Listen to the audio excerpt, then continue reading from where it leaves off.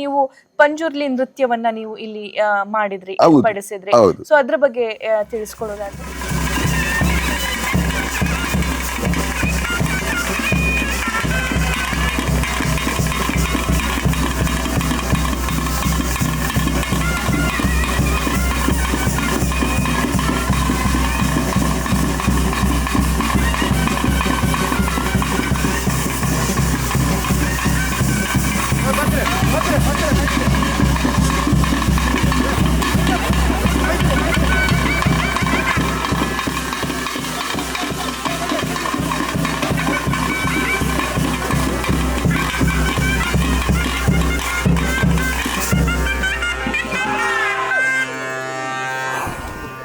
ಅಂದರೆ ನಮ್ಮ ಹಿರಿಯವರು ನಮಗೆ ಎಂದರೆ ಈ ದೈವಾರಾಧನೆ ವಿಭಾಗದಲ್ಲಿ ಪಾಠಶಾಲೆಗಳು ಇಲ್ಲ.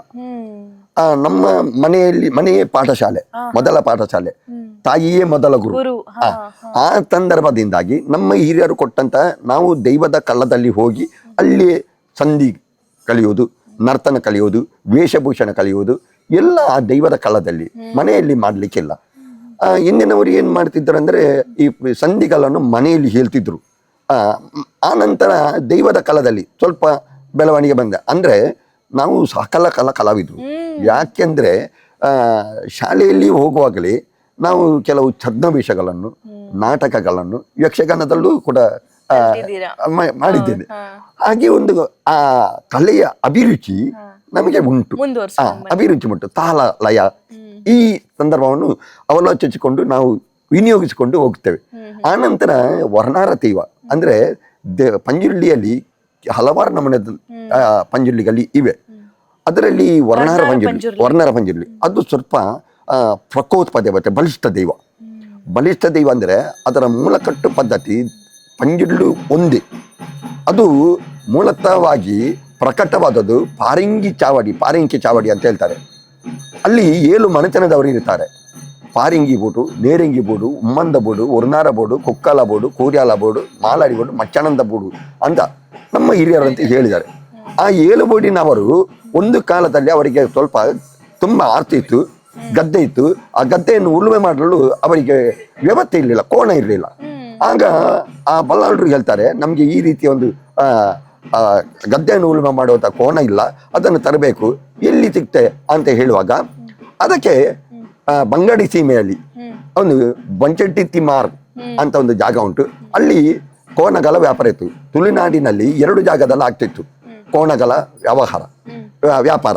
ಘಟ್ಟದ ಮೇಲದಿಂದ ಬಂದು ಅವರು ಒಂದು ಬಂಗಾಡಿಯ ಬಜೆಂಟಿ ತಿಮಾರಿ, ಮತ್ತೊಂದು ಸುಬ್ರಹ್ಮಣ್ಯದ ಕುಳ್ಕೊಂಡ ಮಜಾಲ್ ಅಂತ ಅಲ್ಲಿಗೆ ಇವರು ಬಳ್ಳಾಕಳು ಏರು ತೆಗೆಯುವಂಥ ಸಂದರ್ಭವನ್ನು ಹೋಗ್ತಾರೆ. ಅಲ್ಲಿ ಕೋಣವನ್ನು ತೆಗುವಾಗ ಅದಕ್ಕೆ ಕ್ರಯ ಕಟ್ಟುವಂಥ ಒಂದು ಸಂದರ್ಭ ಇದೆ. ಅದೆಲ್ಲ ವರ್ಣನೆ ತುಂಬ ಉಂಟು. ಅವರು ಹೊರಡುವ ಅವರ ಸ್ನಾನ ಮಾಡೋದು, ಅವರ ದುಸ್ತಾಯಿತವಾಗೋದು, ಆನಂತರ ಅವರ ಮನೆಯಲ್ಲಿ ಆಳು ಇದ್ದಾರೆ, ಅವರಲ್ಲಿ ಅಡುಗೆ ಮಾಡಲಿಕ್ಕೆ ಇರೋದು, ಊಟ ಮಾಡೋದು ಅಂತ ತುಂಬ ವರ್ಣನೆಗಳು ಇರ್ತಾರೆ. ನಾನು ಶಾರ್ಟ್ ಕಟ್ ಹಾಕಿ ಸ್ವಲ್ಪ ಸಂಕ್ಷಿಪ್ತವಾಗಿ ಹೇಳ್ತೇನೆ. ಅವರು ನಡ್ಕೊಂಡು ಹೋಗುವಾಗ ಅವರ ಒಂದು ಸಂದರ್ಭ ಉಂಟು. ಅವರ ಮನೆಯನ್ನು ಕಳೆದು ಮುಂದೆಲ್ಲ ಮನೆಯ ಎದುರು ಭಾಗದಲ್ಲಿ ಕಂಬಳದ ಕಟ್ಟಪುಣಿ ಅಂತ ಹೇಳ್ತಾರೆ. ಆ ಕಟ್ಟಪುಣಿಯಲ್ಲಿ ನಡೆದುಕೊಂಡು ಆ ಮಾರ್ಗವನ್ನು ಹೋಗಿ ಅವರು ಹೋಗುವುದೆಂದರೆ ಮದ್ದಡ್ಕ ತಾವು ಕಳೀತಾರೆ. ಆ ನಂತರ ಕೆರೆ ಮೇಲ್ದಡ್ಡ ಅಂತ ಹೇಳ್ತಾರೆ. ಕೆರೆ ಮೇಲ್ದಡ್ಡ ಅಂತ ಗುರುವಾಯಿನ ಕೆರೆ, ಅದಕ್ಕೆ ತುಳುವಿನಲ್ಲಿ ಹೇಳೋದು ಕೆರೆ ಮೇಲ್ದಡ್ಡ ಅಂತ ಹೇಳ್ತಾರೆ. ಕೆರೆ ಮೇಲ್ದಡ್ಡ ಬೋಳ್ತೆರೆ ಪೇಂಟೆ ಅಂತ ಹೇಳ್ತಾರೆ. ಬೆಳ್ತಂಗಡಿ ಪೇಟೆಯನ್ನು ಬೋಳ್ತೆರೆ ಪೇಟೆ ಅಂತ ಕರೀತಾರೆ. ಉಜಿರೆದ ತಾವು, ಉಜಿರೆ ಮಾರಿಯಮ್ಮನ ದರ್ಶನವಾಗಿ ಕೀಲು ಬಂಗಾಡಿ ಕಳೆದುಕೊಂಡು ಕಿಲ್ಲೂರ ತಾರ ಅಂತ ಕಿಲ್ಲೂರಿನಲ್ಲಿ ಒಂದು ಅಡ್ಡ ಹೊಳೆ ಉಂಟು, ಅದನ್ನು ಕಳೆದುಕೊಂಡು ಕೀಲು ಬಂಗಾಡಿ ಕಳೆದುಕೊಂಡು ಮೇಲು ಬಂಗಾಡಿಗೆ ಹೋಗುವಾಗ ಅಲ್ಲಿ ಅಂಗಡಿನ ಒಬ್ಬ ವ್ಯಾಪಾರಿ ಇರ್ತಾರೆ, ಅವರಲ್ಲಿ ಕೇಳ್ತಾರೆ. ಆಗ ನಿನ್ನೆಯ ವಾರ್ತೆ ಅಲ್ಲದೆ ಇವತ್ತು ಇನ್ನೇದು ಇಲ್ಲ, ಕೋಣಕಲ ವ್ಯವಸ್ಥೆ ನನಗೆ ತಿಳಿದಿಲ್ಲ ಅಂತ ಹೇಳ್ತಾನೆ. ಅಲ್ಲಿಂದ ಹೋಗುವಾಗ ಅವರಿಗೆ ಕೋಣಕಲ್ಲು ಕಾಣುತ್ತವೆ. ಕೋಣಕಲ್ಲನ್ನು ತಂಡವಾಗಿ ನೋಡ್ತಾರೆ. ತಂಗೆ ಕೋಣಗಳಲ್ಲಿ ಆಯ್ಕೆಯನ್ನು ಮಾಡ್ತಾರೆ. ಮುಂಚಿನ ದಿವಸ ಅದಕ್ಕೆ ಕಾಲ ಒಂದು ಸಂದರ್ಭ ಎಲ್ಲ ಇತ್ತು, ಇಂಥವೇ ಕೋಣವೇ ಆಗಬೇಕು ಅಂತ ಇತ್ತು. ಅದಕ್ಕೆ ಸಂಧಿಯಲ್ಲಿ ವರ್ಣನೆ ಕೊಟ್ಟಿದ್ದಾರೆ. ಕೊಕ್ಕೆ ಕೊಂಬು, ಬಂಜಿನಡ್ಡಿ ಮಂಗಾಲಿ, ಅಡ್ಡನಾಲೆದೆ, ಸೊತ್ತಿನ ಕೆಂಪೆ ಕೆಜ್ಜೆಡೆ, ಎರಡು ತಿಯ್ಯರಿ ಅಂತ ಹೇಳ್ತಾರೆ. ಅಂಥದ್ದು ಕೋಣವನ್ನು ಆಯ್ಕೆ ಮಾಡ್ತಾರೆ. ಆಯ್ಕೆ ಮಾಡಿ ಅದರ ಬೆಲೆ ಕೇಳ್ತಾರೆ. ಮಾರಾಟಗಾರರಲ್ಲಿ. ಅವಾಗ ಹೇಳ್ತಾರೆ ಅದರ ಈ ಮೂಗಿನ ತುದಿಯಿಂದ ಬಾಲದ ಕೊನೆಯ ತನಕ ಹಣ ಅಂದ್ರೆ ಬಂಗಾರದ ಕಾಯಿನ್ ಅದನ್ನು ಇಡಬೇಕು ಅಂತ ಹೇಳ್ತಾರೆ. ಇವರು ಕೊಂಡದ್ದು ಜಾಸ್ತಿ ಇಲ್ಲ, ಇವರಲ್ಲಿ ಸಾಕಾಗುದಿಲ್ಲ. ಇವರು ಚಿಂತೆ ಮಾಡ್ತಾರೆ ಏನು ಮಾಡೋದು, ಕೊಡಬೇಕು, ಕೊಂಡು ಹೋಗುವಂತೆ ಬಂದಿದ್ದಾರೆ. ಹಾಗೂ ಇವರನ್ನು ತೆಗೆದಿದ್ದಾರೆ, ಹಣವೇ ದೈವವನ್ನು ಚುತ್ತಿದ್ದಾರೆ. ಆಗ ದೈವ ಪುರುಷನ ಉರುವಾಗಿ, ಒಂದು ವ್ಯಕ್ತಿಯ ಉರುವಾಗಿ ಬರ್ತಾನೆ. ಬಂದು ಏನು ಬಲ್ಲಾರೆ ನಿಮ್ಗೇನು ಚಿಂತೆ ಅಂತ ಕೇಳುವಾಗ ಅವರು ಹೇಳ್ತಾರೆ ನಿನ್ನಲ್ಲಿ ಅಂತ ಹೇಳುದು ಅಂತ ಒಂದು ದೂಷಣೆ ಮಾಡ್ತಾರೆ. ಆಗ ಅವನು ಹೇಳ್ತಾನೆ ನಾನು ನಟ್ಟಿ ಬೀಜಕನಂದ ಜೋಗಿ ಪುರುಷ ಆಗಿರ್ಬೋದು, ಕದಿರಿದ ಮಂಜುನಾಥ ದೇವರು ಹಾಗೆ ಭಿಕ್ಷೆ ಇಡ್ಲಿಲ್ಲ ಅಂತ ಕದಿರಿದ ಒಂದು ಮಂಜುನಾಥ ದೇವರ ಹೆಸರನ್ನು ಹೇಳ್ತಾನೆ. ಆಗ ಬಲ್ಲಾಳರಿಗೆ ಇವ ಒಂದು ಯುಗ ಪುರುಷ ಅಂತ ಗೊತ್ತಾಗ್ತದೆ. ಆಗ ಹೇಳ್ತಾರೆ ಇಂಥ ನಾವು ಕೋಣವನ್ನು ಆಯ್ಕೆ ಮಾಡಿದ್ದೇವೆ, ಆ ಕೋಣಕ್ಕೆ ಕ್ರಾಯಕ್ಕೆ ನಮಗೆ ಸರಿಯಾಗಿ ಹೊಂದುವುದಿಲ್ಲ ಅಂತ. ಅದಕ್ಕೆ ಅವರಿಗೆ ಹೇಳ್ತಾನೆ ನಾನು ಆ ಕೋಣವನ್ನು ತೆಗೆದುಕೊಡ್ತೇನೆ. ಕೋಣವನ್ನು ತೆಗೆದುಕೊಟ್ಟಾಗ ನಿಮ್ಮ ಮನೆಯಲ್ಲಿ ಆರಾಧಿಸುವಂತ ಪಾರಿಂಗಿ ಚಾವಡಿಯಲ್ಲಿ ಆರಾಧಿಸುವಂತ ಪಂಜುರ್ಲಿಗೆ ನೇಮ ಕೊಡಿ ಅಂತ ಹೇಳ್ತಾರೆ.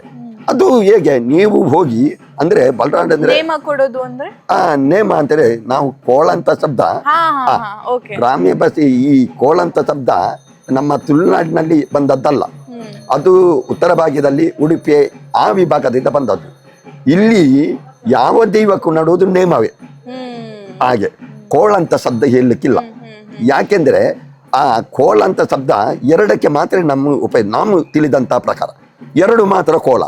ಒಂದು ಸತ್ತವರಿಗೆ ಅಂದ್ರೆ ಒಂದು ಗುತ್ತಿನ ಯಜಮಾನ ಸತ್ತಾರೆ, ಒಂದು ಕುಟುಂಬದ ಹಿರಿಯರು ಸತ್ತಾರೆ, ಆ ಗ್ರಾಮದ ಒಂದು ಉನ್ನತ ವ್ಯಕ್ತಿ ಸತ್ತಾರೆ, ಅವರ ದುಃಖ ಶೋಕವನ್ನು ಸೆಳೀಲಿಕ್ಕೆ ಒಂದು ವೇಷ ಮಾಡ್ಲಿಕ್ಕೆ ಉಂಟು. ಅದಕ್ಕೆ ಎರಡು ಬೈದ್ಯರ್ಲು, ಒಂದು ಕೊರಗ, ಒಂದು ಕುದುರೆ. ಅದು ದುಃಖ ಶೋಕವನ್ನು ಮರೆಯುವಂತ ಕೋಲ, ಸಾವು ಕೋಲ ಅಂತ ಹೇಳ್ತಾರೆ. ಸಾವುದ ಕೋಲ, ಏರು ಕೋಲ ಅಂತ ಹೇಳ್ತಾರೆ. ನಂತರ ತೆಂಕು ವಿಭಾಗದಲ್ಲಿ ಅಂದರೆ ನಮ್ಮ ಕೇರಳ ಈ ವಿಭಾಗದಲ್ಲಿ ಕಾಲೆ ಕೋಲ ಅಂತ ಒಂದುಂಟು. ಅದಕ್ಕೆ ಈ ಭಯಾನಕ. ಯಾಕೆಂದ್ರೆ ಹೌದು, ಯಾಕೆಂದ್ರೆ ಕೆಲವು ದೃಶ್ಯಗಳನ್ನು ಕಂಡು ಅದೇ ಮಾನಸಿಕವಾಗಿ ಕೊರಗುತ್ತಾ ಅದು ಯಾವ ರೀತಿಯಲ್ಲಿ ಸರಿಯಾಗುದಿಲ್ಲ. ಮಾನಸಿಕ ಕಾಯಿಲೆ ವೈದ್ಯಕೀಯ ಸರಿಯಾಗುದಿಲ್ಲ, ಅವರ ಆರೋಗ್ಯ ಯಾವ ಚಿಕಿತ್ಸೆ ಫಲಿಸುವುದಿಲ್ಲ. ಅದಕ್ಕೆ ಹೌದೌದು ಅಂತವರಿಗೆ ನಮ್ಮ ಜನಾಂಗದವರು ಒಂದು ಕ್ರಿಯೆ ಮಾಡುವಂತದ್ದು ಪಾಂಡಿತ್ಯದ ಧರ್ಮವೂ ಇದೆ, ಮಂತ್ರವಾದ ಮಾಡುವಂತದ್ದು ಕ್ರಿಯೆಯು ನಮ್ಮಲ್ಲಿ ಇದೆ. ಅಂತ ಒಂದು ವ್ಯಕ್ತಿಯನ್ನು ಆ ಕಾಳೆದ ಕೊಲ ಪಾಳೆಯ ಆ ಮುಖವನ್ನು ಕಂಡು ಸಿರಿಸಿಯನ್ನು ಕಟ್ಟಿ ಅವನನ್ನು ಮರಗೆ ಕಟ್ಟೆ ಹಾಕುವುದು. ಹೌದೌದೌದು ಹೌದೌದು. ಅಲ್ಲ ಇದಲ್ಲ ಇದಲ್ಲ ಇದಲ್ಲ ಇದಲ್ಲ ಇದಲ್ಲ ಇದೇನಿದು ಅಂದ್ರೆ ಇದು ಕೇರಳ ಕಡೆದು ಅಂತ ಅನ್ಕೊಂಡೆ. ಹೌದೌದು, ಇದು ಉಳ್ಳಾಕುಳ ದೈವ ಅಂತ ಹೇಳ್ತಾರೆ, ರಾಜ್ಯನ ದೈವ ಅದು. ಹೌದು, ಉಳ್ಳಾಕುಳ ದೈವ, ಉಳ್ಳಾಕುಳ ದೈವ, ಕಿನ್ನಿಮಾನಿ ಪೂಮನಿ ಅಂತ ಹೇಳ್ತಾರೆ. ಇಲ್ಲಿ ಅಜಾನ್ ಕೂಗ್ತಾ ಇದ್ದಾರೆ, ಇಲ್ಲಿ ದೈವ ಇದೆ.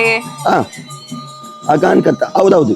ಆ ಸಂದರ್ಭದಲ್ಲಿ ಆ ಪ್ರಾಂತ್ಯಕ್ಕೆ ಸಂಬಂಧಪಟ್ಟದ್ದು, ಆ ಪ್ರಾಂತ್ಯಕ್ಕೆ ಸಂಬಂಧ ಅಂದ್ರೆ ಇದು ಒಂದ್ ರೀತಿ ಭಾವೈಕ್ಯತೆಯನ್ನ ಭಾವೈಕ್ಯತೆ ಅಂತ ತೋರುವಂತ ರಾಜ್ಯ ಗಾಂಭೀರ್ಯ ಅಂತ ಒಂದು ಭಯಾನಕವಾದಂತ ಒಂದು ಶಕ್ತಿ ಅದು.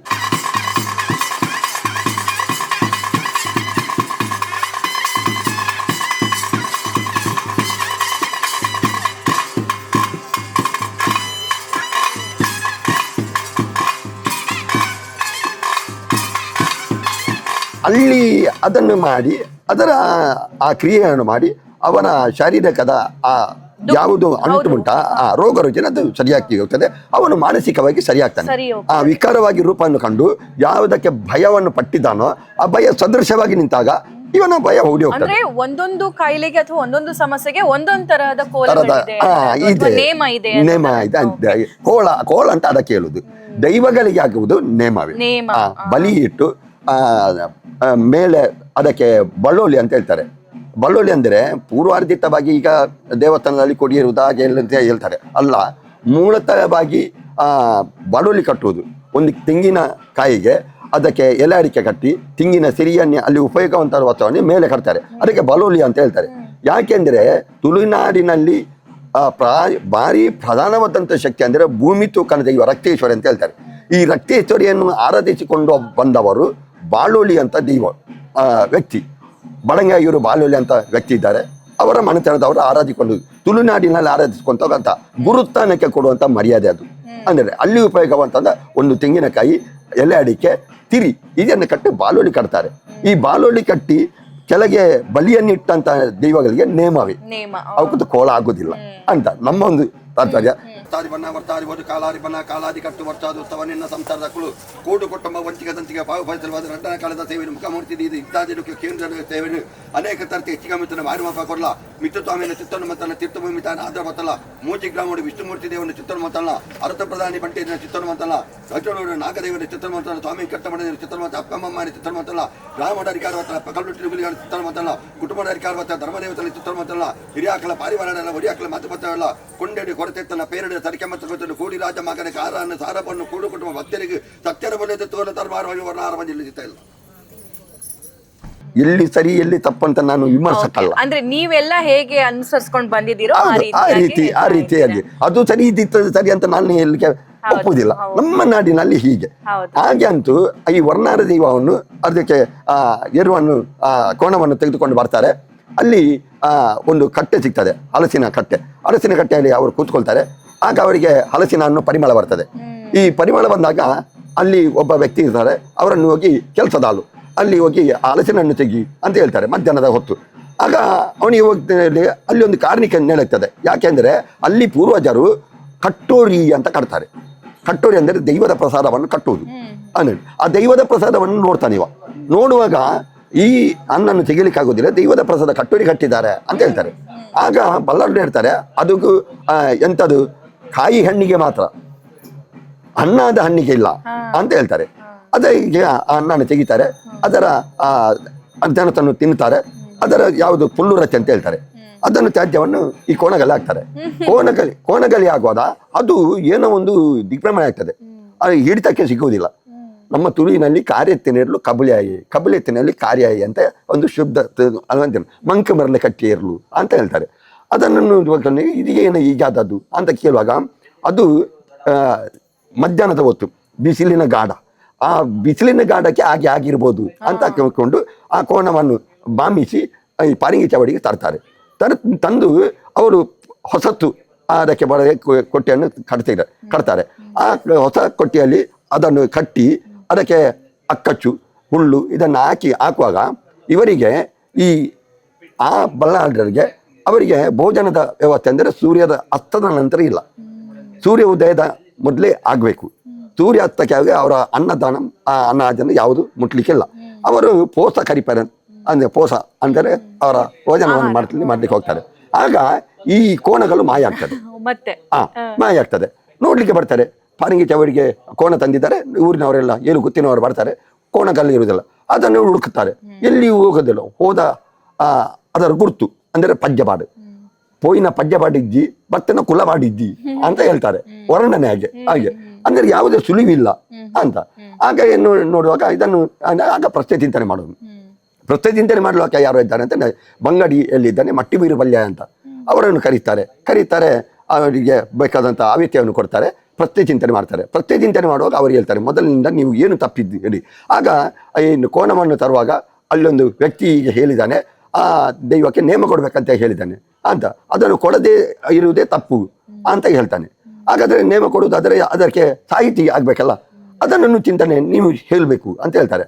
ಅದಕ್ಕೆ ಅವನು ಚಿಂತನೆಯಲ್ಲಿ ಹೇಳ್ತಾನೆ, ಕೆಲೆಪನ ಕೋರಿ ನರಪನ ತಾರಾಯಿ ರಾಜನ ಬಜಿಲು ಪೂಬಾರ ಪಣದು ಅಂದರೆ ಹಂಗೆ ಅಡಿಯಂಗನ ಕೆತ್ತವಡು ಮೇಲರ ಪಣಿತೆಂಪ ಪಾಡವಾಡು ಏಳು ಬೂರ್ದ ಪಲ್ಲಕ್ಕಲು ಏಳು ಕೆಂಬ ಪಾಡೋಡು ಏಳು ಬಗತ್ತ ಕಮ್ಮದಟ್ಟಿ ಏಳು ತನ್ನ ಬಚ್ಚಿರೆಡಿ ಪನ್ನಿದಂಪ ಎರಡು ಪಿಂಗರಡಿ ಗಿರಿಕ ಕಟ್ಟೋಡು ಬೆಲ್ಲೋಡು ದಿಕ್ಕಡ ಬಾರಡು 14 ಕೈತ ಕೊಪ್ಪರಿಗಡೆ ದೈವೋಡು ಚರುವ ಎರಡು ಹತ್ತರೋಡು ತರುವ ಮತ್ತರ ಮೇಲೆ ನೇಮ ಕೊರೋಡು ಅಂತ ಹೇಳ್ತಾರೆ. ಹಾಗೆ ಅದಕ್ಕೆ ನೇಮ ಕಟ್ಟಲಿಕ್ಕೆ ಯಾರು ಇದ್ದಾರೆ ಅಂತ ಹೇಳುವಾಗ ಒಚ್ಚೆತ್ತನೇ ಒಚ್ಚ ಅಂದರೆ ಬಂಗಾಡಿಯ ಸಮೀಪ ಅಲ್ಲಿ ಬಂಗಾಡಿ ಗೋಪಾಲ ಅಂತ ಅವರು ನಮ್ಮ ಪೂರ್ವಜರು ಆತವರನ್ನು ಕರೀತಾರೆ. ಆ ಜನಾಂಗದವರು ನಲಿಕೆ ಸಮಾಜದವರನ್ನು ಕರೀತಾರೆ. ಅವರಿಗೆ ಹೇಳ್ತಾರೆ, ನಾನು ನೇಮ ಕಟ್ತೇನೆ ಹೌದು, ಆದರೆ ನನಗೆ ಅದರ ಈ ಸಂಧಿ ಪಾರದಾನ ನನಗೆ ಹೇಳಲಿಕ್ಕೆ ಆಗೋದಿಲ್ಲ ಅಂತ. ಅದಕ್ಕೆ ಈ ಬಲ್ಲಾಳರು ಹೇಳ್ತಾರೆ, ನಾನು ತಂದಂಥ ಈ ಕೋಣವನ್ನು ತಂದಂಥ ಹಾದಿಯನ್ನು ಹೇಳ್ತೇನೆ, ಅದನ್ನೇ ಸಂಧಿ ರೂಪದಲ್ಲಿ ನೀನು ಹೇಳು ಅಂತ ಹೇಳ್ತಾರೆ. ಆ ಸಂಧಿ ನಾನು ಹೇಳ್ತೇನೆ, ನನಗೆ ಅಣಿ ಮಾಡ್ಲಿಕ್ಕೆ ಆಗೋದಿಲ್ಲ ಅಂತ ಹೇಳ್ತೇನೆ, ದೈವಕ್ಕೆ ಅಣಿ ಆಗಬೇಕು. ಹಾಗಾದ್ರೆ ಹೇಳ್ತಾರೆ ಕುಕ್ಕಲದ ಚಾವಡಿ ಅಂತ ಅಂತಂದು. ಕುಕ್ಕಲ ಚಾವಡಿ ಅಂದರೆ ಅದು ರಾಜ್ಯ ಮನೆತನದ ಚಾವಡಿ, ಅದರ ದ್ವಾರ ಇದೆ, ಅದು ಅಣಿ ಆಕಾರದಲ್ಲಿದೆ. ಅಲ್ಲಿ ಬರೆದಿದೆ ಕುಕ್ಕಲ ಚಾವಡಿ ಅಂತ ಅಕ್ಷರದಲ್ಲಿ ಬರೆದಿದೆ. ಅಲ್ಲಿಂದ ಬಂದಿದ್ದದು ಅನಿ ಅನಿ ಅಂದ್ರೆ ಆ ದೈವಕ್ಕೆ ವರ್ಣಾರ ವಂಜನಿಗೆ ಹಾಗೆ ಉಂಟು.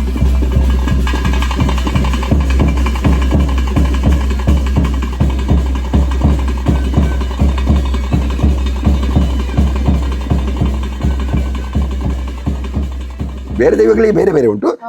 ಕುಕ್ಕಳದ ಚಾವಡಿ ಗೋಡೆದ ಅಚ್ಚರ ಚೂಲ ತಿರಿತಾನಿ ಮಲ್ಪಲ ಅಂತ ಹೇಳ್ತಾರೆ. ಆಗ ಹೇಳ್ತಾನೆ ಅದಕ್ಕೆ ರೂಪರೇಖೆ ಕೊಡ್ಬೇಕಲ್ಲ, ಮಗು ಆಗ್ಬೇಕಲ್ಲ ಅಂತ. ಅದಕ್ಕೆ ಹೇಳ್ತಾರೆ ನಮ್ಮ ದೈವ ಚಾವಡಿಯಲ್ಲಿ ಪಂಜಿರ್ಲಿ ದೈವವನ್ನು ನಂಬುತ್ತೇವೆ. ಆ ಪಂಜಿರ್ಲಿಗೆ ಹಂದಿಯ ಪಾಪೆ ವಾಹನ, ಅದರ ಮೂರ್ತಿ ಉಂಟು. ಆ ಮೂರ್ತಿಯ ಮುಖವನ್ನು ನೋಡು, ಅದೇ ಹಾಲೆ ಕಂಗಿನ ಹಾಲೆದು ಅಂಥದ್ದು ಮುಖವಡ ಮಾಡು ಅಂತ ಹೇಳ್ತಾರೆ. ಪಾಲೆದ ಮುಖ ಪರಿಫಲ ಅಂತ ಹೇಳ್ತಾರೆ. ಹಾಗೆ ಒಂದು ಮಂಗಳವಾರ ಅಂದರೆ ಈ ತುಳುರ ಕಟ್ಟಿನಲ್ಲಿ ಮಂಗಳವಾರ ದಿವಸ ಸಿಂಹ ರಾಶಿ ಬಂದ್ರೆ ಅದು ಬಹಳ ಒಳ್ಳೆದು ಅಂತ ಒಂದು ತುಳುವರ ಪದ್ಧತಿ. ಅಂಗಾರೆ ಬರೋದು ಸಿಂಗಂದ ರಾಶಿ ಅಂತ, ಅದು ಗ್ರಾಮ್ಯ ಭಾಷೆ ಸಿಂಗ ಅಂತ, ಸಿಂಹ ಈ ತತ್ವ ಆ ರೀತಿಯಲ್ಲಿ ಬರ್ತದೆ. ಹಾಗೆ ಆ ಸಿಂಗವನ್ನು ಮಾಡ್ತಾರೆ. ಆ ದಿವಸದಲ್ಲಿ ಇವರು ನೇಮ ಕಟ್ತಾರೆ. ನೇಮಕ್ಕೆ ಬೇಕಾದ ಪಡಿಯಕ್ಕಿ, ಅದಕ್ಕೆ ಶುದ್ಧತೆಯನ್ನು ಬೇಕು, ಅಲ್ಲಿ ಅವರು ಮಳಿಗೆ ಬೇಕು. ಮೊದಲು ಎಲ್ಲ ಹಾಗೆ ಇತ್ತು, ಈಗೆಲ್ಲ ಅದು ಇಲ್ಲ. ರಾಜ್ಯ ದಿವಗಳಿಗೆ ಕೆಲವು ಕಡೆಯಲ್ಲಿ ಉಂಟು.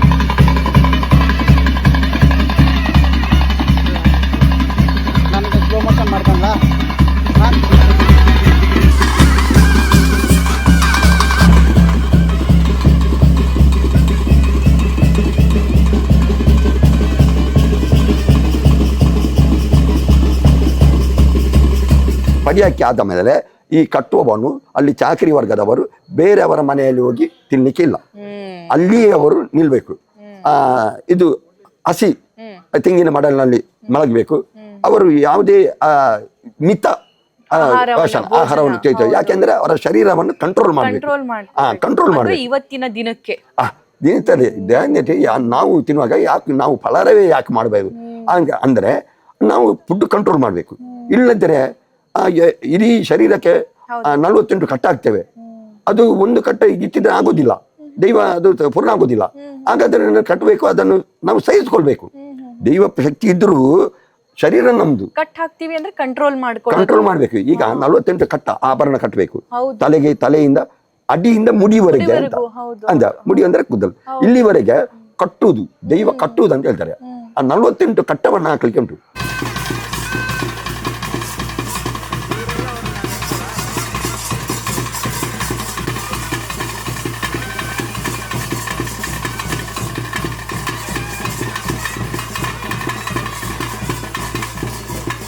ಕಾಲಿಗೆ, ಕೈಗೆ, ತಲೆಗೆ ಎಲ್ಲ ಅದನ್ನ ಹೇಳುವಾಗ ನಮ್ಮ ರಕ್ತ ಚಲನ ಒಂದು ಕಂಟ್ರೋಲ್ ಸರಿಯಾಗಿ ಚಲಿಸುವುದಿಲ್ಲ. ಅದನ್ನು ಮಾಡಬೇಕಾದ್ರೆ ಅದು ದೈವಶಕ್ತಿ. ಅಷ್ಟು ಚಲನವನ್ನ ರಕ್ತ ಚಲನವನ್ನ ಇಲ್ಲದಿದ್ರು ಅವ ವ್ಯಕ್ತಿ ಅಷ್ಟು ಕಾಲ ಬದುಕುತ್ತಾನೆ, ಅವನ ಚಲನವನ್ನ ನರ್ತನ ಮಾಡ್ತಾನೆ, ದರ್ಶನ ಮಾಡ್ತಾನೆ, ನುಡಿ ಕೊಡ್ತಾನೆ ಅಂತ ಹೇಳೋದ್ರೊಳಗೆ ಅದೇ ದೈವಶಕ್ತಿ ಅಂತ ಹೇಳುದು. ಆ ದೈವಶಕ್ತಿ ನಾವು ಮಾಡುವಂತ ನಿಷ್ಠೆ. ಆ ದೈವಶಕ್ತಿಯನ್ನು ಮಾಡ್ತಾನೆ, ಸತ್ಯದ ನುಡಿಯನ್ನು ಕೊಡ್ತಾನೆ. ಅಲ್ಲಿ ನೇಮ, ಅಲ್ಲಿ ಏನಾಗ್ತದೆ ಅಂದ್ರೆ ನೇಮ ಕಟ್ಟುವಾಗ ಫಲಿಮಗ ಅಂದರೆ ಅಕ್ಕನ ಮಗ ನರ್ಸಿಂಗ ಮಕ್ಕ ಅಲ್ಲ ಅಂತ ಹೇಳ್ತಾರೆ. ತಂಗಿಯ ಮಗ ವರ್ಣರ ವೈದ್ಯ ಅಂತ ಹೇಳ್ತಾರೆ. ಅವರಿಗೆ ಸ್ವಲ್ಪ ಪುಟಯದ ಪಿರುಪವು ಕಾಂಟದಿಂದಿಗಿ ಅಂತ ಹೇಳ್ತಾರೆ. ಗೌರವದಲ್ಲಿ ಅಂದ್ರೆ ಪುಟಯದ ಪುರುಪ ಅಂದ್ರೆ ಒಂದು ಸಂದರ್ಭ ಕೊಡಿ ಎಲೆಯಲ್ಲಿ ಪಿಂಗಾರದ ಪುರುಪವನ್ನು ಒಂದು ಗೌರವ ಸಂಕೇತವಾಗಿ ಕೊಡುವುದು. ಅಲ್ಲಿ ಎಲ್ಲರೂ ಹಿಡಿಲಿಕ್ಕಿಲ್ಲ. ಅದು ಆಯಾ ವರ್ಗದವರು, ಒಂದು ತಂತಿನ ವರ್ಗದವರು, ಗುತ್ತಿನ ಮನೆತನದವರು, ಆ ದೈವ ಚಾಕ್ರಿಯಲ್ಲಿ ಉನ್ನತ ಇಲ್ಲದವರಿಗೆ ಮಾತ್ರ ಕೊಡಿಯ ಪ್ರಸಾದ ಅಪರೂಪ ಕೊಡುವುದು ಅಂತ ಹೇಳ್ತಾರೆ. ಬಾರಿ ಬೇರೆಯವರಿಗೆ ಕೊಡ್ಲಿಕ್ಕೆಲ್ಲ. ಅದರಲ್ಲಿ ವ್ಯತ್ಯಾಸ ಆಗ್ತದೆ. ನಾನು ಕೊಡ್ಬೇಕು ಅಂತ ವ್ಯತ್ಯಾಸ ಅಲ್ಲಿ ಗಲಾಟೆ ಆಗ್ತದೆ. ಆ ಗಲಾಟೆ ಆಗುವಾಗ ಇವತ್ತು ದೈವ ಹೇಳ್ತಾನೆ, ನಾನು ಹೇಳಿದಾಗೆ ಕೇಳಿದ್ರೆ ನಿಮ್ಮ ನಾಡನ್ನು ಬೆಳಗ್ತೇನೆ, ಇತರ ನಾಡನ್ನು ಅಲಿಸ್ತೇನೆ. ನಾನು ಹೇಳದಾಗೆ ಕೇಳದಿದ್ದರೆ ನಿಮ್ಮ ನಾಡನ್ನು ಅಲಿಸ್ತೇನೆ, ಇತರ ನಾಡನ್ನು ಬೆಳೆಸ್ತೇನೆ ಅಂತ ಹೇಳ್ತಾನೆ. ಆಗ ಏನು ಮಾಡಿದ್ರು ಇವರ ಜಗಳ ಆಗುದಿಲ್ಲ. ಈ ದೈವವು ಪ್ರಕೋಪ ಆಗ್ತದೆ. ದೈವ ಪ್ರಕೋಪಕ್ಕೆ ಅಲ್ಲಿ ಸಮರವಾಗ್ತದೆ. ಆ ಸಮರದಲ್ಲಿ 7 ಬೂಡಿನ ಆ ಬಲ್ಲಾಳರನ್ನು ಕೊಂದುತ್ತಾನೆ. ಕೊಂದು ಇನ್ನು ನನ್ನ ಇಲ್ಲಿಗೆ ಸಾಕು ಅಂತ ಹೇಳಿ ಅವ ಕಾಲ ಸಂದರ್ಭದಲ್ಲಿ ಧರ್ಮಸ್ಥಳಕ್ಕೆ ಬಂದಿದ್ದಾನೆ ಅಂತ ಒಂದು ಸಂಧಿ ಚರಿತ್ರೆ ಆ ರೀತಿ ಉಂಟು. ಅಣ್ಣಪ್ಪ ಸ್ವಾಮಿಯಾಗಿ ಘಟ್ಟದ ಮೇಲೆ ಬಂದಿದ್ದಾನೆ, ಆ ಒಂದು ಚರಿತ್ರೆ ಉಂಟು. ನಮ್ಮ ಹಿರಿಯರು ಪಂಜಿರ್ಲಿಯನ್ನು ಹಲವಾರು ರೀತಿಯಲ್ಲಿ ವರ್ಣಿಸಿದ್ದಾರೆ. ಈ ವರ್ಣಾರ ಪಂಜಿರ್ಲಿ ಅಂತ ದೈವ ಅದು ಬಹಳ ಅಂದ್ರೆ ಅದಕ್ಕೆ ಬಲಿಷ್ಠ ದೈವ. ಯಾಕೆಂದ್ರೆ ಅದಕ್ಕೆ ಎಣ್ಣೆ ಬೀಳ ಕೊಡುವಾಗಲ್ಲ, ಆಗ ನೀವು ಹೇಳಿದ್ದೀರಿ ಅದು ಆ ಒಂದು ಕ್ರಿಯೆ ಮಾಡಲೇಬೇಕು. ಆ ದರ್ಶನ ಬಂದು ಆ ದೈವವನ್ನು ಪ್ರಾರ್ಥಿಸಿ ಅದಕ್ಕೆ ಓಡ್ಕೊಂಡು ಆಗ ನಮಗೆ ಅದು ಗೊತ್ತಾಗುತ್ತಿಲ್ಲ. ನೀರು ಹಾಕೋದು ಮತ್ತೆ ಆಯ ಬೀರವನ್ನು ಎಳಿಸುವುದು, ನಂತರ ಅದಕ್ಕೆ ಈಗ ಗಗ್ಗಾರ ಇಡುವಾಗಲಾಗಿ ಆ ಉಗ್ರದಿಂದಲೇ ದರ್ಶನದಿಂದಲೇ ಬರುವುದು, ಬಂದು ಅದರ ಗಗ್ಗರವನ್ನು ಎಲ್ಲ ಕಟ್ಟಿಕೊಂಡು ನರ್ತನ ಮಾಡಿ ಜಿಟಿ ಎಲ್ಲ ತೆಗೆದುಕೊಂಡು ಬೇಕಾದ್ರೆ ಹಾಗೆ ಮಾಡ್ಲಿಕ್ಕೆ ಉಂಟು. ಆಗಲೂ ಕೂಡ ಕೋಟೆ ಕಟ್ಟಲಿಕ್ಕೆ ಉಂಟು. ಇಲ್ಲಿ ಅದು ಮಾಡ್ಲಿಕ್ಕೆ ಇಲ್ಲ, ಅವಕಾಶ ಸಂದರ್ಭಗಳಿಲ್ಲ. ಕೆಲವು ಕಡೆಯಲ್ಲಿ ಅದಕ್ಕೆ ಆಭರಣ ಕಟ್ಟಲಿಕ್ಕೆ ಇಲ್ಲ, ತಲೆ ಆಭರಣ ಕಟ್ಟಲಿಕ್ಕೆ ಇಲ್ಲ. ಇಲ್ಲಿ ಮುಂದೆಯಿಂದಲೂ ಆಭರಣ ಕಟ್ಟಲಿಕ್ಕೆ ಉಂಟು. ಹಾಗೆ ಅಂದ್ರೆ ಅವಳು ಒಂದು ಬೌಂಡ್ರಿ ಅಂತ ಇಂತಿಷ್ಟೇ ಚೌಕಟ್ಟು ಅಂತ ಮಾಡ್ಲಿಕ್ಕೆ ಉಂಟು. ಅದು ಬಾಳೆಗಿಡದ ಬಂಬಿನಲ್ಲಿ ಹಾಕುವುದು, ಅದಕ್ಕೆ ಕೊಳ್ತೀರಿ ಕುಟ್ಟುವುದು ಹಾಕುವುದು. ಅದರ ಹೊರಗೆ ದೈವ ಹೋಗಬಾರ್ದು ಅಂತ ಉಂಟು. ಅದು ಹೋಗ್ತದೆ, ನುಗ್ಗುತ್ತದೆ, ಕೋಟೆಯನ್ನು ಭೇದಿಸ್ತದೆ. ಆಗ ಜನಗಳು ಅದನ್ನು ಹಿಡಿಲಿಕ್ಕೆ ಉಂಟು, ಅದರ ಕಂಟ್ರೋಲು ಅಂತ ಆ ಸಮಯ ಹಾಗೆ ಮಾಡಲಿಕ್ಕೆ ಉಂಟು. ಅನಂತರ ಅದನ್ನು ಶಾಂತವಾಗಿ ಬೆಳೆಸಿ ಅದಕ್ಕೆ ಪೂರ್ವಜರು ಮಾಡಿದಂಥ 16 ಬೊಂಡ ಶಿಯಲ ಕೊಡಬೇಕು, 16 ಬೊಂಡ ಕುಳಿಬೇಕು, 16 ಕೊಂಡೆ ಅಂದರೆ ಕೊಂಡೆ ಅಂದರೆ ಒಂದು ಇದೆ ಕುರ್ತೆ, ಅರ್ಧ ಅದು ಕುರ್ತೆ ಕುರಿ ನೀರು ಅಂತ ಹೇಳ್ತಾರೆ, ಕುರಿ ನೀರು ಅಂತ ಹೇಳ್ತಾರೆ. 16 ಕುರಿ ನೀರು, ಹಾಗೆ 16 ಸಲ ಸೇಂದಿ ಇದನ್ನೆಲ್ಲ ಕೊಡಬೇಕು. ಆಗ ಅಲ್ಲಿ ಶಾಂತಿ ಆಗ್ತದೆ. ಶಾಂತಿ ಆಗಿ ನಂತರ ಅಣಿ ಕಟ್ಟಿ ಅಣಿಯಲ್ಲಿ ಕೆಲವು ಸಂಧಿಯಾಗಿ ಮೊಗವನ್ನು ಇಟ್ಟು ಆ ನಂತರ ದೈವ ಎಲ್ಲ ಹಂಗೆ ಅಲ್ಲಿ ಈ ತಲೆಗೆ ಗಡಿ ಹಾಕ್ಲಿಕ್ಕೆ ಉಂಟು. ಇದಕ್ಕೆ ಆಯುಧವನ್ನು ಇಟ್ಟುಕೊಂಡು ಮೊಗವನ್ನು ತೆಗೆದು ಆನಂತರ ತಲೆಗೆ ಗಡಿ ಹಾಕ್ಲಿಕ್ಕೆ ಉಂಟು. ಗಡಿ ಹಾಕಿ ರಕ್ತ ಬರಬೇಕು. ಆ ದೈವಕ್ಕೆ ಪೂರ್ಣವಾಗಬೇಕಾದ್ರೆ ಆ ರಕ್ತ ಭೂಮಿಗೆ ಬೀಳ್ಬೇಕು. ನಾನು ಇನ್ನೊಂದು ನೋಡಿದೆ, ನೀವು ಅಲ್ಲಿ ದೈವ ನರ್ತನೆ ಮಾಡೋ ಟೈಮಲ್ಲಿ ಒಂದು ತಟ್ಟೆ ಅದನ್ನ ತಗೊಂಡು ಪಟ್ ಪಟ್ ಪಟ್ ಪಟ್ ಪಟ್ ಅಂತ ತಲೆಗೆ ತುಂಬಾ ಸಲ ಹೊಡ್ಕೊಂಡ್ರಿ. ಅದು ನೋಡ್ತಿದ್ದಾಗ ಅಯ್ಯೋ ದೇವ್ರೆ ಏನಾಗ್ಬಿಡುತ್ತೋ ಅನ್ನೋ ಗಾಬರಿ ನಮಗಾಯ್ತು.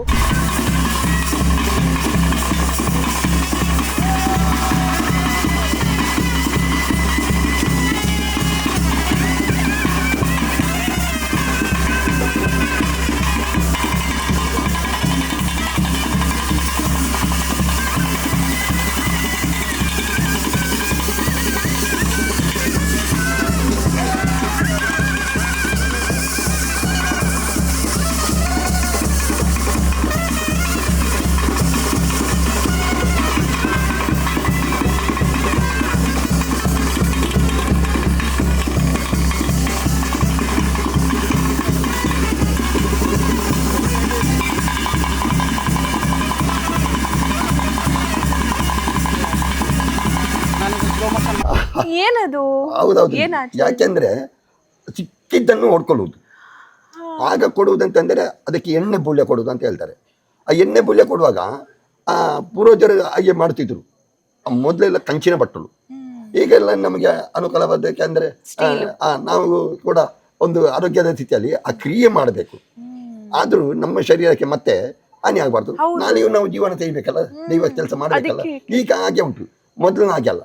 ಮೊದಲಾಗಿ ಇಂಥ ದೈವಕ್ಕೆ ಇಂಥವನೇ ಸೀಮಿತ, ಬೇರೆ ದೈವಕ್ಕೆ ಕಟ್ಟಲಿಕ್ಕಿಲ್ಲ. ಈಗ ಆಗಲ್ಲ. ನಮ್ಮ ಸಮಾಜದವರು ಈಗ ದೈವಾರಾಧನೆ ತುಳುನಾಡಿನಲ್ಲಿ ಬೇಕಾದಷ್ಟು ಮಂದಿ ಮಾಡ್ತಾರೆ. ಮೊದಲಿನ ಕಾಲದಲ್ಲಿ ರಾಜ್ಯಾಜ್ಞೆ ಇರುವಾಗ ಇಷ್ಟೊಂದು ಇರಲಿಲ್ಲ. ಯಾಕೆಂದ್ರೆ ರಾಜ್ಯ ದೈವಗಳಿಗೆ ಸಿಕ್ಕಿದಲ್ಲಿ ಗೊತ್ತಿನ ಮನೆಯವರು ಅಲ್ಪ ಸ್ವಲ್ಪ ಏನಾದರೂ ಉತ್ಪತ್ತಿಗಳು ಮಾತ್ರ ಮಾಡ್ತಿದ್ರು. ಬೇರೆಯವರೆಲ್ಲ ದೈವಾರಾಧನೆ ಮಾಡ್ತಿದ್ರು. ವರ್ಷಕ್ಕೊಮ್ಮೆ ಪರ್ವವ ಅಗಲ್ ತಮ್ಮೆಲವ ಹೀಗೆ ಕೊಟ್ಟದನ್ನು ಶಾಂತಿ ಮಾಡ್ತಿದ್ರು.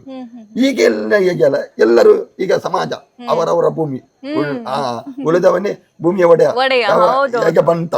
ಅಲ್ಲಿಂದ ಆಗುವಾಗ ಈ ದೈವಾರಾಧನೆಗೆ ಸ್ವಲ್ಪ ಬಲ ಹೆಚ್ಚು ಬಂತು. ಜನಸಮೂಹ ಅಲ್ಲಿ ಕೂಡಿಕೆ ಬಂತು.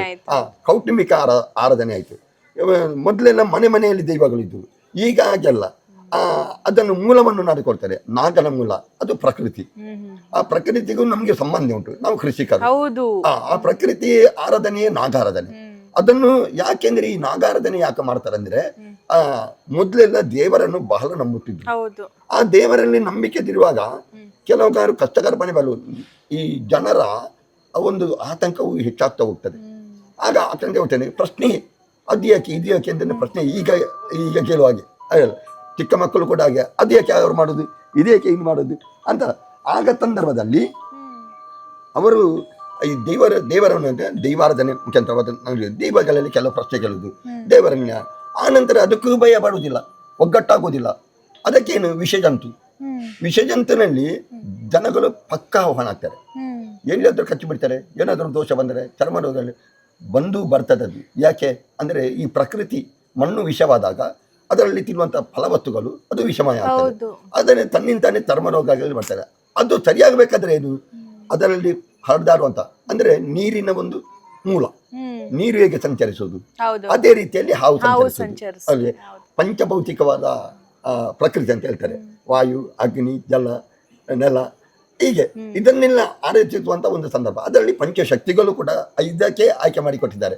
ನೀರಿಗೆ 5 ಹಾವನ್ನು, ಭೂಮಿಗೆ ರಕ್ತೇಶ್ವರಿಯನ್ನು, ಗಾಳಿಗೆ ಕ್ಷೇತ್ರಪಾಲನನ್ನು, ಮತ್ತೆ ಈ ಅಗ್ನಿಗೆ ಬ್ರಹ್ಮನನ್ನು.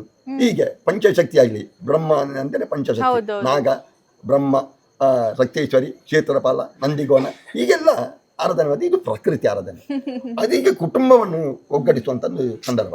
ಅದರಲ್ಲಿ ದೈವ ಚೌಕಟ್ಟು ಅಂತ ಆಗ ಏನಾಯ್ತು, ಕುಟುಂಬ ಒಗ್ಗಟ್ಟಾಗ್ತದೆ. ಎಲ್ಲೆಲ್ಲಿದ್ದವರು ಕೂಡ ಅದು ನನ್ನ ಅಕ್ಕನ ಮಗಳು, ಅದು ನನ್ನ ಕೊಟ್ಟವರ ಮಗಳು, ಆ ರಕ್ತ ಸಂಬಂಧ ಅಲ್ಲಿ ಐಕ್ಯವಾಗ್ತದೆ. ಹೀಗೆ ಕೂಡುಕುವಂತ ಒಂದು ಮೂಲ ಸ್ಥಾನ, ಮೂಲ ಕ್ಷೇತ್ರವಾಗಿ ಬರ್ತದೆ. ಮೂಲ ಕ್ಷೇತ್ರವಾಗಿ ಬಂದು ಅಲ್ಲಿ ಆರಾಧಿಸಿಕೊಳ್ಳುವಂತ ದೈವದವರುಗಳು ಹಿರಿಯರು ಯಾವುದು ಬಲಿಷ್ಠವಾಗಿ ಈಗಿನ ಕೆಲವು ಕಲ್ಪನೆ ಮುಖಾಂತರವಾಗಿ ಅಂದ್ರೆ ಪ್ರಕೃತಿಯವಾಗಿ ಈ ಮಂತ್ರ ದೇವತೆ ಶಕ್ತಿ ಅನಾದಿಯಲ್ಲಿ ಅದು ಇರಲಿಲ್ಲ. ಈಗ ಮಂತ್ರ ಶಕ್ತಿ ದೇವತೆ ತುಳುನಾಡಿನಲ್ಲಿ ಕಲಿಯುಗ ಪ್ರಾರಂಭವಾಗುವಾಗ ಲಕ್ಷ್ಮಿಯ ಒಂದು ಅವತಾರ. ಯಾಕೆಂದ್ರೆ ಜನರನ್ನು ನಂಬಿಸುವಂತ ಪುರುಷರಿಗೆ ಪುರುಷ ಪ್ರಧಾನమైన ಪ್ರಪಂಚ ಅಂತ ಉಂಟು. ಪುರುಷ ದೈವಗಳಲ್ಲಿ ಪುರುಷ ಸ್ತ್ರೀ ಅಂತ ಇಲ್ಲ. ಆದರೂ ಅದನ್ನ ಜನರು ಭಕ್ತರಾಗಿ ಮಾಡಿದ್ದಾರೆ. ಅದು ಸ್ತ್ರೀ ಶಕ್ತಿ, ಪುರುಷ ಶಕ್ತಿ ಅಂತ ಹೇಳಿದ್ದಾರೆ.